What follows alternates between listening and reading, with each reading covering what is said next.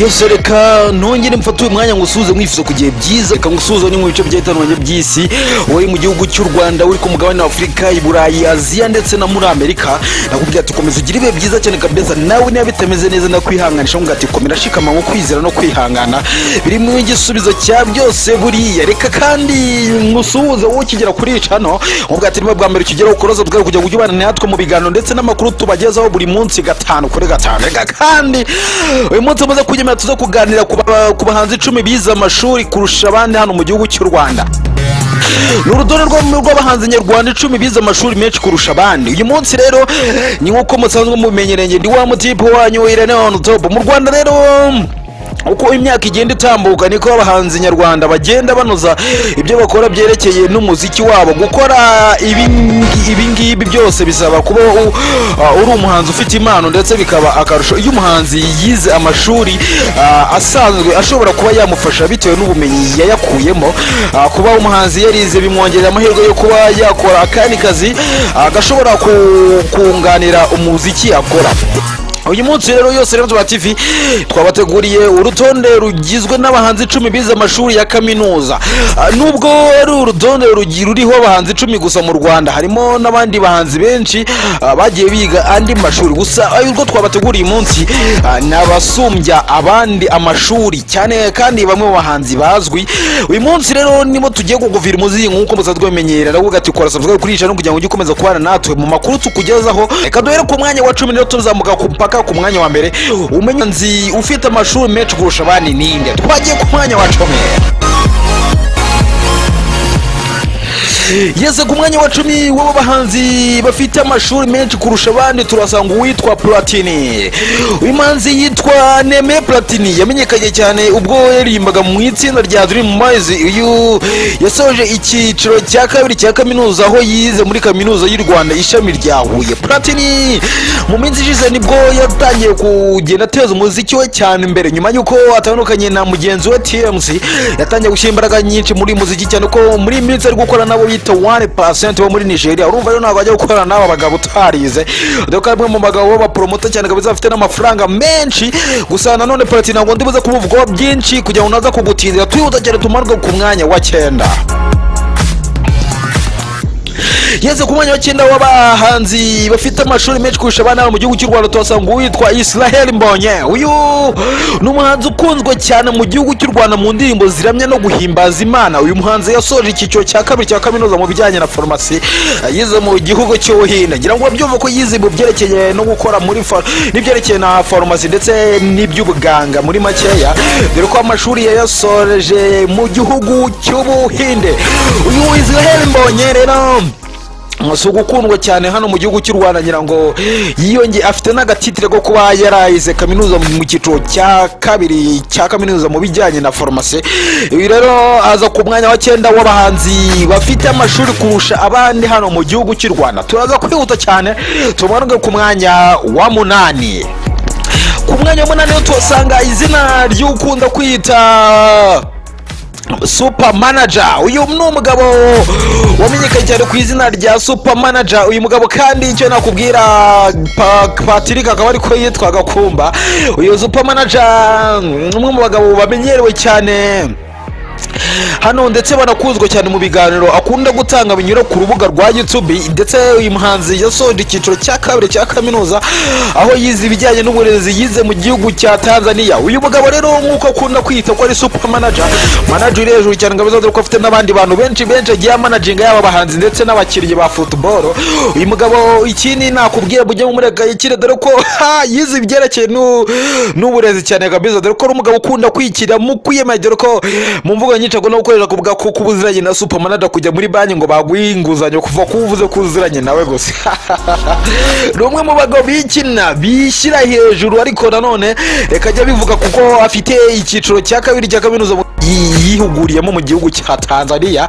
Ibiro bikaza kumushyira ku mwanya 8 w'abahanzi bafite amashuri kurusha abandi hano mu gihugu cy'u Rwanda. Ntabwo tuza kumutindaho tumuvugaho byinshi turamanuka ku mwanya wa 7. ku mwanya wa karindwi w'aba bahanzi rero na wundi tuwasanga kuyitwa MC Tino. Uyu muhanzi yitwa Kayisirye Martin, yamenyekanye cyane ubwo yayirimbaga mu itsinda rya TBB, ariko ubu akaba akora umuziki ku giti cye mu ndirimbo afite harimo iyitwa Nge Nawe. Uyu muhanzi kandi yasoje kaminuza y'icyiciro cya kabiri cya kaminuza muri marketing yize SCFB. Uyu mugabo cyari cyo nakubwira nuko ari umwe mu bagabo b'abanyabwenge cyane, dore ko yize marketing na mu cyiciro cya kabiri muri kaminuza ya SFP. Biza kubukira ku mwanya wa karindwi abagabo cyangwa se w'abahanzi banamenye mu Rwanda bafite amashuri kurusha abandi. Ku mwanya wa gatandatu rero twose cyane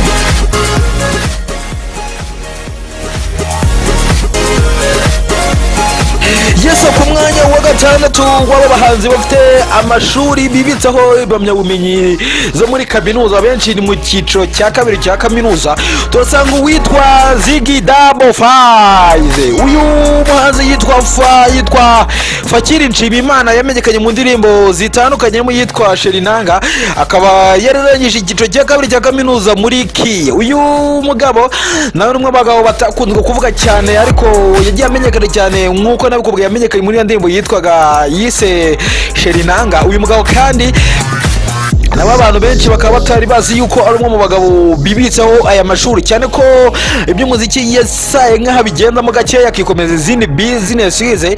Akaba ari Ziggy Double Five rero, akaba afite icyiciro cya kabiri cya kaminuza, biza kumujya ku mwanya wa gatandatu w'abahanzi bafite amashuri menshi kurusha abandi hano mu gihugu cy'u Rwanda. Turamanuka ku mwanya wa gatanu. Yese, ku mwanya wa gatanu w'abahanzi bafite amashuri menshi kurusha abandi hano mu gihugu cy'u Rwanda, turasanga uwitwa Tom Close. Tom Close amazina ye nyakuri yitwa Dr. Munyumba Thomas, akaba nawe aza mu bahanzi bafite amashuri menshi, ndetse si ibyo gusa, dore ko ari no mu bahanzi bafite agatuza kurusha hano mu gihugu cy'u Rwanda, ndetse akaza no mu bahanzi ba mbere mu Rwanda bafite akazi keza, aho afite akazi k'ubuganga. Mu minsi ishize nibwo yagizwe umuyobozi ushinzwe w'ikigo gishinzwe gutanga amaraso mu gihugu cy'u Rwanda. Uyu ni Tom Close, Dr. Munyumba Thomas rero, akaba ari ku mwanya wa gatanu w'abahanzi bafite amashuri menshi burya mu gihugu cy'u Rwanda. Tom Close rero nk'uko nabikubwiye, akaba ari we uhagarariye ikigo gishinzwe gutanga amaraso hano mu gihugu cy'u Rwanda, akaba ari no ku mwanya wa gatanu w'abahanzi bafite amashuri menshi kurusha abandi. Hari abantu benshi bari bazi yuko Tom Close aza ku mwanya wa mbere, ariko hano kuri rutonde ari ku mwanya wa gatanu. Turaza kumanuka ku mwanya wa kane w'aba bahanzi bafite amashuri menshi kurusha abandi mu gihugu cy'u Rwanda. Ku mwanya wa kane turasanga nde? Ku mwanya wa kane turasanga witwa TMC. Uyu ni umuhanzi witwa Mugena Claude, yahoze aririmba mu itsinda rya Dream Boys, yasoje icyiciro cya gatatu cya kaminuza mu mwaka wa 2019. Icyiciro cya kabiri cya kaminuza yakize muri cyahoze ari Kiste, aho yize ibijyanye n'ubugenge physics, rimwe mu masomo akunda kugora abantu benshi cyane kabisa. Uyu nguyu yarabyize iby'ubugenge cyane, TMC mujya mumutinya buriya. Uyu rero yahoze ari kumwe na mugenzi witwa Platini P. Uyu nguyu Platini uzwi cyane hano mu gihugu cy'u Rwanda, ndetse ari kugenda ateza umuziki imbere cyane, dore ko ari rimwe mu bahanzi bafite amashuri menshi hano mu gihugu cy'u Rwanda. Ari ku mwanya wa 10 niwe ufungura urutonde cyane, dore ko uyu mugenzi rero ku mwanya wa kane w'abahanzi bafite amashuri menshi hano, dore ko uyu muhanzi kandi nawe yakomeje mu by'amashuri bwo byavugaga mu itandukana rye na mugenzi we Platini, bivuga ko yaragiye ngo gukomeza amashuri ye muri Leta Zunze Ubumwe za Amerika, ariko yaje kuyasoza mu mwaka wa 2019. Ibi rero kaza kumukira ku mwanya wa kane w'abahanzi bafite amashuri menshi kurusha abandi hano mu gihugu cy'u Rwanda. Tumanuka ku mwanya wa gatatu. Yesa, ku mwanya wa gatatu w'abahanzi bafite amashuri menshi kurusha abandi, hari izina abantu benshi badakeka. Icyo ngiye kukubwira nuko ku mwanya wa gatatu ni umuhanzi ushobora kumva ko atunguranye, ariko niko kuri, akaba yitwa Bulldog Buddha. Uyu mugabo mu minsi ishize nakubwira nuko yasohoye album ikoma abantu yitwa Chemotherapy Kimozera, rero akaba yitwa Bulldog Buddha, umusaza cyane kabisa. Uyu ni umuhanzi wigaruriye imitima y'abantu benshi mu njyana ya hip hop, akaba yamenyekanye cyane ubwo yarimbaga mu itsinda rya Tough Gangs, arimo umusaza Jay Polly witabye Imana. Uyu muhanzi kandi yasoje icyiciro cya kabiri cya kaminuza mu bijyanye n'uburezi, aho yize mu cyahoze ari Kiye. Si ibyo gusa, Bulldog byagiye bivugwa kenshi yuko ari umwarimu muri university, ariko abantu benshi bitewe nuko batari bazi ko yayize ibyerekeye n'uburezi, abantu benshi bakavuga ati ni ibihuha nta kuntu Buda yaba yarize, cyane ko bamwe mu bahanzi ba hip hop baba babatesheje agaciro. Ariko icyo navuga, Bulldog ni umwe mu bagabo bafite amashuri cyane kabisa, ntuzamurebe buriya ngo umusuzugure dore ko yize mu bijyanye n'uburezi cyane, dore ni umwarimu cyane ko rero bamwe bagiye bavuga ko mu gihe byavuga ko Bulldog ari umwe mu barimu bigisha muri kaminuza, bitabaga rero ari ibintu byo kubeshya, cyane ko yanabyize cyane kabisa, yize ibijyanye n'uburezi akanabisoza. Ibi rero biza kumushyira ku mwanya wa gatatu w'abahanzi bafite amashuri menshi kurusha abandi no mu gihugu cy'u Rwanda. Turamanuka ku mwanya wa kabiri. Ku mwanya wa kabiri hari inde rero, turasanga uwitwa Dani Vumbi. Uyu muhanzi yitwa Semi Vumbi Daniel, yamenyekaye cyane mu ndirimbo ye yise Ni Danje. Dani Vumbi uyu muhanzi akaba yararangije kaminuza mu cyahoze ari Kiye, yize ibijyanye n'uburezi, nubwo yabikoze igihe gito agahita abireka agakomeza umuziki ndetse no gukora ubucuruzi butandukanye.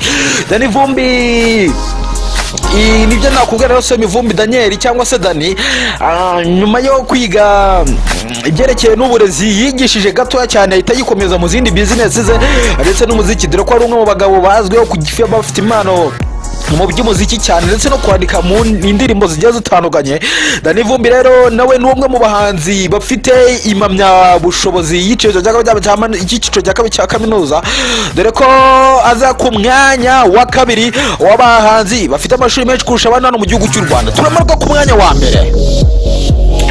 Yasa kuri uyu mwanya wa mbere ushobora kwibaza ati se ninde muntu uriho kuri uyu mwanya wa mbere? Uyu mwanya wa mbere icyo nakubwira umuntu uriho ni umugore. Uyu mugore rero akaba ari no wa mbere uza muri iyi top 10 y'aba bahanzi bafite amashuri kurusha abandi, cyane ko abandi 9 bose ari abagabo. Uyu ushobora kwibaza ngo ninde?